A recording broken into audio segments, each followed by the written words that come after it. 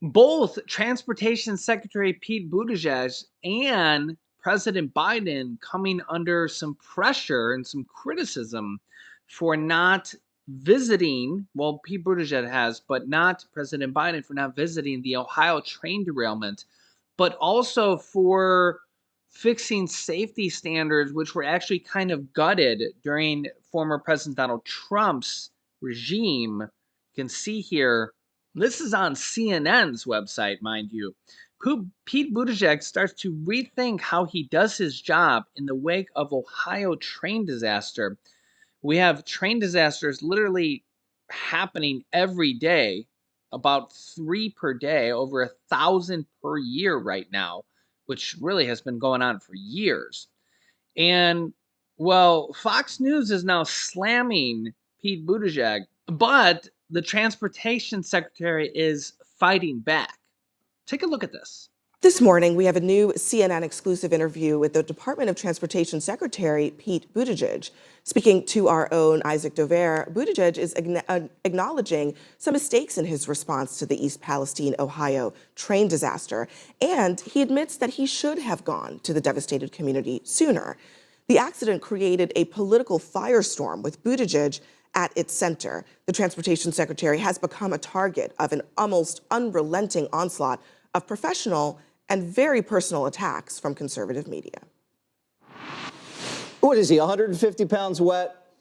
Not even a size small construction vest fits this guy. It's draping off of him. He looks like he's wearing a costume. If Pothole Pete seems lazy and out of touch to all of you, that is because it's true. There's never been a cabinet secretary this flamboyantly incompetent and this so obviously uncaring, almost to the point of evil, if we're being honest about it.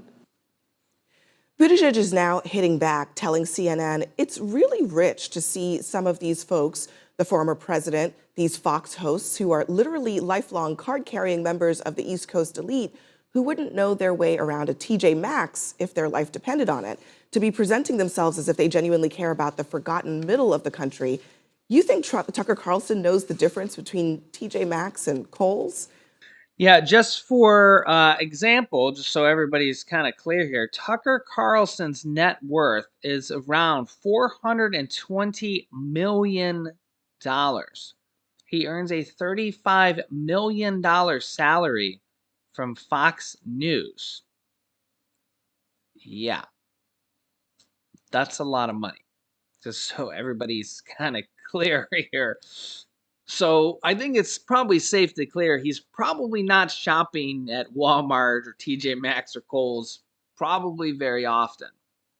I think that's actually probably a safe thing to say.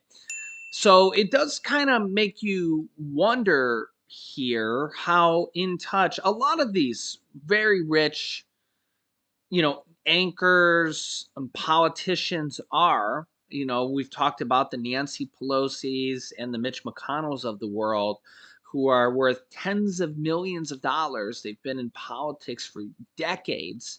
They go in there as somewhat normal people, just, think about politicians in general. And they come out being worth hundreds of millions of dollars or $50 million, $100 million or something like this. And these are politicians. And a lot of these, news anchor hosts like Tucker Carlson get paid $35 million a year on Fox News. And, yet they're pretending that, be your best friend and like act like they have your best interests at heart. But they're not really like the average person. Remember, the average person is living paycheck to paycheck. About 2/3 of Americans, 50% of Americans retire with no savings at all.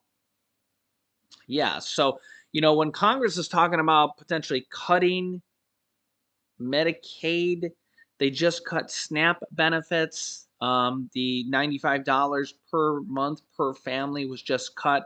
Congress didn't want to pay for it. Now they're talking about budget deficit cutting. You got to really remember that these are multi-million-dollar politicians, a lot of them. So they're not really in touch. Yeah, and I'm grouping the politicians with the news anchors and stuff here, and you guys can kind of get my drift here. And I'm not picking one side or the other. I'm grouping Nancy Pelosi and stuff in there as well. But you got to kind of wonder, how in touch are these politicians with the average American? And the interesting thing is I always, see a lot of people say we need change, we need change, we need change, but 95% of these politicians get voted in every single election. And we always hear that we need term limits to politicians. Well, there's a couple problems with that. One, the politicians have to vote for the term limits, which is kind of like, if that's ever going to happen, they'd have to vote themselves out of a job. But number two is we can vote them out. We can vote anybody out. Republicans, Democrats, not that there's very many independents out there, but there is a few. But we can vote Republicans or Democrats out anytime. Every 2 years, House representatives are up for re-election, and every 6 years, senators are. But every 2 years, there's senators that are up there on a rotating basis. We have the chance to vote anybody out every 2 years. But yet, some way, somehow, Americans keep voting in the same people, about 95+% of them. The definition of insanity is to keep doing the same thing. Yeah. And then the other thing here is that, we have a lot of this talk about Social Security, Medicare running out of money here in just a few short years. And a lot of people are kind of taken aback by this now. But the reality of it is that this has been going on for years. And it's now coming to the limelight now. And a lot of people are like, why is this happening? What are we going to do? Are they going to cut our benefits and stuff? But the problem is that Congress and Americans, if you've, it's coming on the news now because it's kind of a big thing. They're actually talking about doing it now.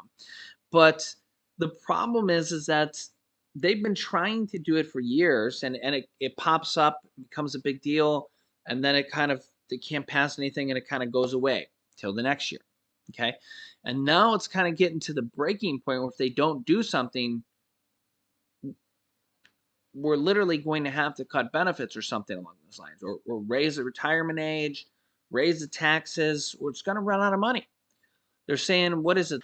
Yeah, the Medicare Trust Fund, 2028. That's only 5 years away, guys. 5 years. How much longer do you think they can wait here? This shortfall will need to be closed through raising revenues, slowing the growth in costs, healthcare costs, which is difficult to do. It's difficult to do, or most likely both. But the Medicare hospital insurance program will not run out of all financial resources or cease to operate after 2028, as the bankruptcy term may suggest. But this is the problem here, is that this is only 5 years away, where basically insolvency starts. Okay. And then the newest Congressional Budget Office report, Risk of Shortfall, raises stakes in Social Security fight.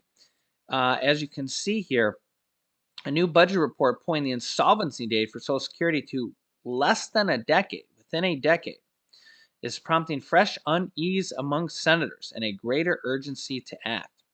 In its latest Outlook report, the Congressional Budget Office, directly from the government, projected that the Old Age and Survivors Insurance Trust Fund, which pays out retirement and survivors' benefits, would be exhausted in 2032. There it is in black and white, guys. You can see that. That's 9 years away. Yeah, so this is the problem, and this is a very scary time because, everybody wants to say, don't touch my Social Security. We paid into it. I paid into it. You paid into it.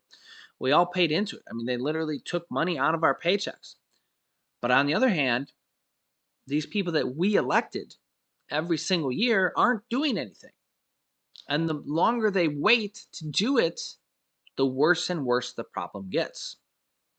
And now with the 8.7% raise that Social Security got, the fourth largest raise ever, I know people are like, hey, it doesn't seem like that much, but it's the fourth largest raise ever. That all that money's coming out of Social Security now.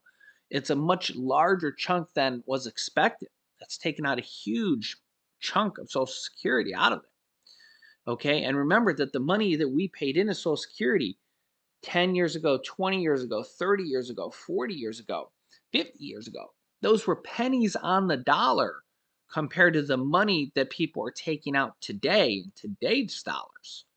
Today's dollars are much, much more expensive than the quarters we were paying in decades ago.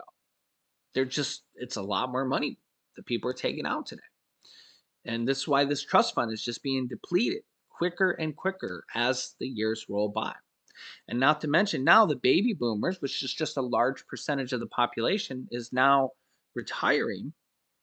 And instead of putting into, they're now taking out, which rightfully so. They all deserve it. We all deserve it. We all deserve to get our money back plus the interest. But it's just a large percentage of people that are now retiring and no longer paying in. So you take that combined with all these other problems, and they have to adjust things. They have to just turn the dials and adjust things.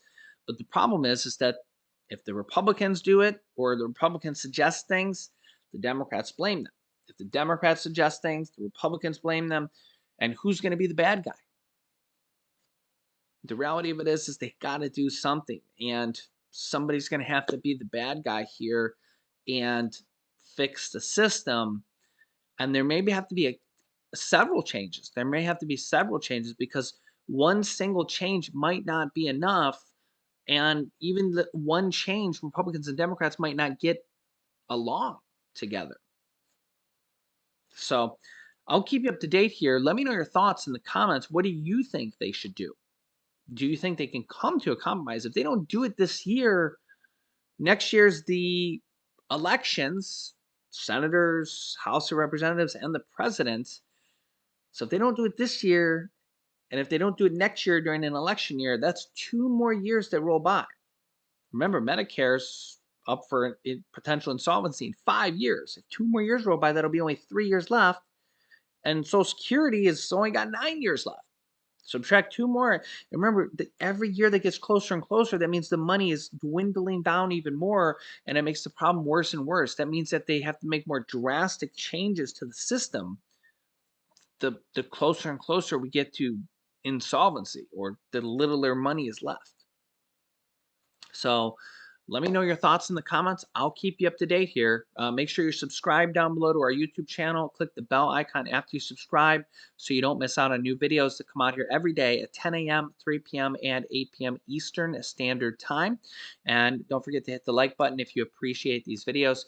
Here's some videos you can watch next. Here's a video from Russia, or a video including Russia. They just made some serious threats to the U.S. Hopefully that doesn't happen because it would put a big damper in everybody's plans. And here's actually some good news for millions of Americans, and it has Social Security and Medicare and SSI, SSDI in there as well. So click on one of those videos next. Thanks for watching, guys, and I'll see you in the next video.